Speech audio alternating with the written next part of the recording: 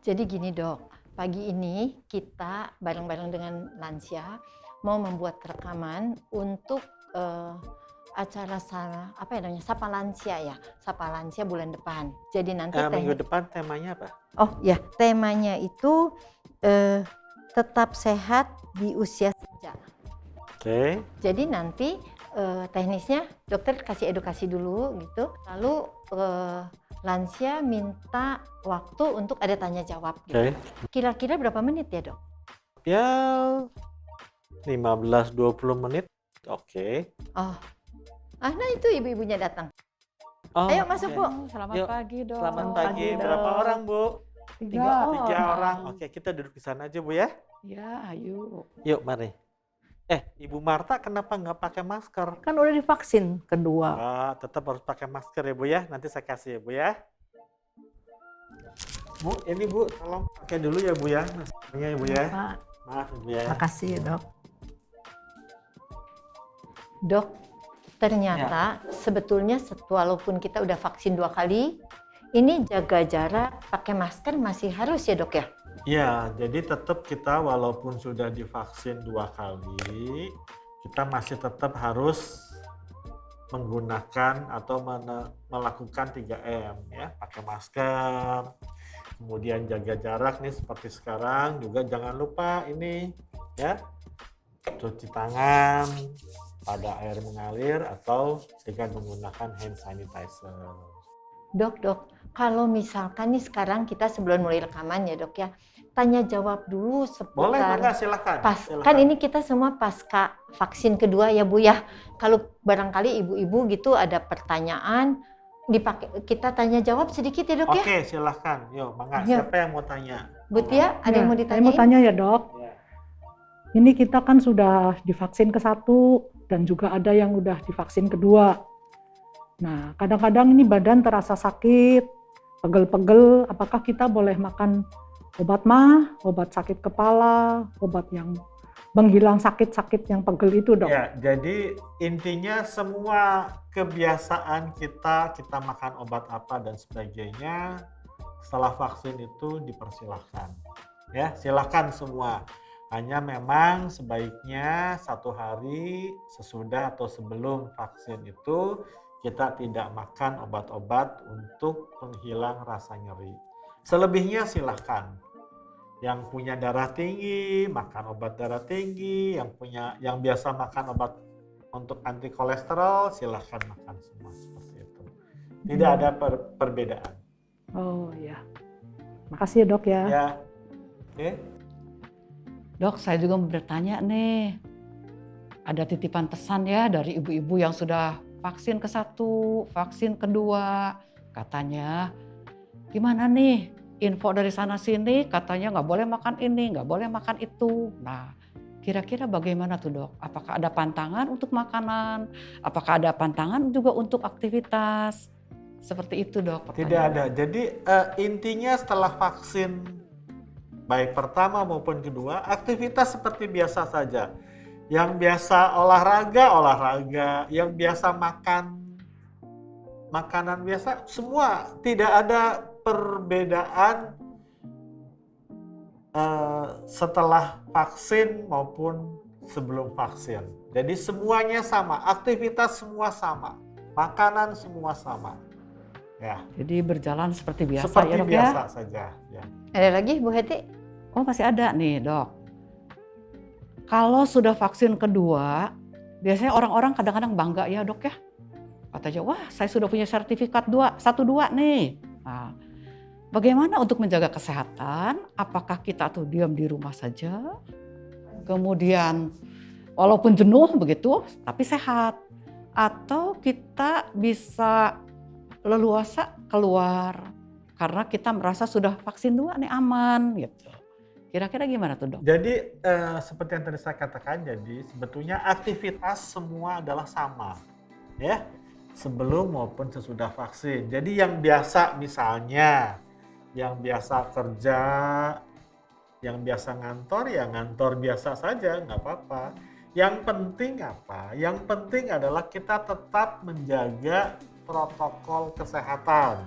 Jadi jangan mentang-mentang sudah divaksin, sudah dapat sertifikat, kemudian nggak pakai masker ya, misalnya, atau sudah divaksin jadi duduknya bisa tidak jaga jarak dan sebagainya. Itu tidak. Tetap semua aktivitas sama. Ya. Itu ya dok ya, nanti akan saya sampaikan ke ibu-ibu yang lain dok ya. Masih ada satu pertanyaan lagi nih Ya. dok ya. Nah, katanya nih agar tubuh kita tetap sehat, bertahan dengan kesehatan yang ada, katanya harus minum vitamin-vitamin nih dok. Katanya ada yang bilang vitamin D, ada yang bilang lagi vitamin C dosis tinggi, ada yang bilang multivitamin apa saja. Nah, jadi bingung nih dok, mana yang harus dituruti semua yang diinfokan itu. Ya, jadi sebetulnya gini, pada masa pandemi ini memang ada ekstra vitamin yang harus kita konsumsi ya. Nah, yaitu apa? Vitamin C, vitamin D, kemudian mineral yang mengandung zinc dan sebagainya. Itu tetap dimakan seperti biasa karena itu memang untuk membentuk daya tahan tubuh kita supaya kita tetap bisa sehat ya. Tapi bukan berarti misalnya kalau udah divaksin atau sebelum divaksin dosisnya ditambah dan sebagainya, tidak ya. Yang penting adalah apa? Kita jaga makanan yang seimbang ya. Gizi yang seimbang ya. Nah, itu ditambah pula dengan vitamin-vitamin. Kemudian kita istirahat juga cukup ya. Pola gaya hidup kita yang sehat itulah yang penting untuk kita perhatikan. Ya, tapi jangan lupa juga loh tadi Ibu Marta ya, tetap ya Bu ya, pakai masker ya Bu ya. Harus itu ya. Bu Marta ada yang mau ditanyain nggak Bu? Ada dok. Ya. Secara umum lansia kan kalau tidur malam suka nggak baik gitu. Apa pengaruhnya kepada vaksin kedua yang sudah masuk ke dalam tubuh? Biasanya memang tidurnya Kurang kan sulit ya. ya. Jadi bukan berarti kalau sudah vaksin itu harus tidurnya harus lebih lama dan sebagainya, itu tidak ya. Jadi seperti yang saya katakan bahwa sebetulnya vaksin itu kan hanya satu bagian upaya kita untuk memberikan imunitas dalam tubuh kita. Nah, aktivitas semuanya itu sama. Yang biasanya tidur 4 jam, bisa tidur berapa? Orang tua biasanya berapa sih? 5 jaman ya? 5 jam. Nah, ya kalau memang sudah biasanya tidur 5 jam ya nggak apa-apa tidur 5 jam ya. Jadi bukan berarti harus tidur jadi 6 jam, 8 jam dan sebagainya. Kalau yang memang biasanya tidurnya anak-anak muda misalnya 7 jam dan sebagainya ya biasa saja ya. Jadi aktivitas semuanya itu biasa saja. Jadi jangan vaksin ini menjadi sesuatu yang buat kita itu aneh atau mengkhawatirkan gitu ya. Biasa saja. Vaksin itu hanya satu bagian saja untuk upaya kita membentuk atau memberikan daya tahan tubuh kita. Ada satu lagi pertanyaan Ya. dok. Apakah setelah vaksin kedua bagi yang alergi debu, alergi obat, alergi makanan ada dampaknya dok? Biasanya itu alergi tersebut yang Ibu sampaikan itu dampaknya itu justru pada saat diberikan vaksinnya ya. Karena vaksin itu kan benda asing tuh yang masuk ke dalam tubuh kita ya. Nah, dan sebetulnya pada orang-orang yang punya riwayat alergi berat itu harus hati-hati untuk divaksin ya. Kalau alerginya berat ya. Tapi kalau hanya alergi ringan nggak apa-apa. Ya, makasih dok. Ya. Oke, Ada lagi? yang mau ditanyakan lagi ibu-ibu?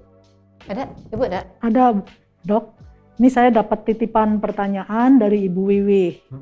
Ibu Wiwi itu udah vaksin kedua. Nah, rencananya nanti tanggal 3 Mei dia mau ke Jakarta, ke rumah anaknya. Ya, sekitar 2 mingguan lah di sana, Dok. Nah, dia juga mau jaga diam di rumah gitu. Paling sekali 2 kali lah keluar sebentar.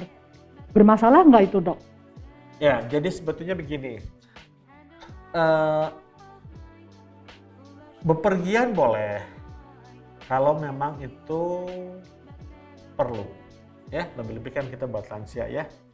Nah, jadi kalau memang harus pergi, silahkan pergi, tapi tetap dengan menjaga protokol kesehatan. Tetapi kalau bisa bisa tidak perlu pergi, ya sebaiknya tetap di rumah ya, karena kita udah lansia nih, ya kan? Iya, Dok. Seperti itu. Satu lagi, Dok. Ya. Kita udah vaksin 1-2 ya, Dok.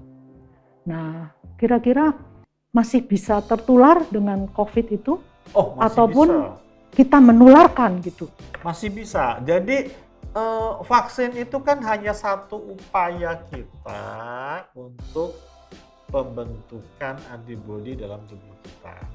Sampai sekarang ini kan belum tahu nih, penelitiannya kan belum selesai ya.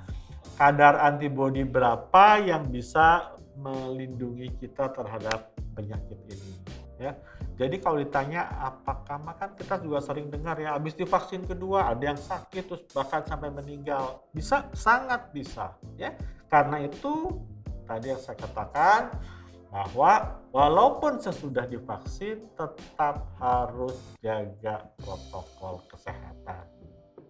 Ya, jadi jangan karena sudah vaksin wah merasa aman ya. Kita baru aman dalam tanda petik setelah kurang lebih 70% masyarakat Indonesia divaksin. Ya, selama ini kita baru sekitar 10% yang divaksin, itu juga masih kurang ya. Artinya apa? Kita masih belum aman. Ya. Dok, saya mau nanya, Dok.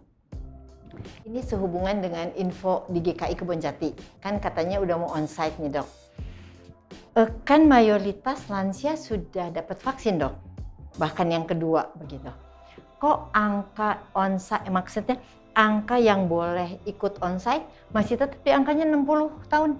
Nggak jadi lansia juga jadi boleh ikut gitu? Ya, kan tadi seperti saya katakan, bahwa vaksin itu hanya satu bagian untuk pembentukan antibodi dalam tubuh kita. Ya. Kalau ditanya sudah aman belum? Kenapa? Kalau mau kita sebutkan aman dalam tanda petik, itu kalau sudah 70% masyarakat Indonesia tervaksin semua.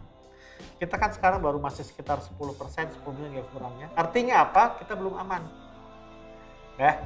Jadi karena itu kalau misalnya gereja mau melakukan ibadah onsite dengan segala pertimbangannya silahkan, tetapi tetap ada batasnya ya, yaitu usia di atas 60 tahun sebaiknya tidak ikut di dalam ibadah onsite tersebut.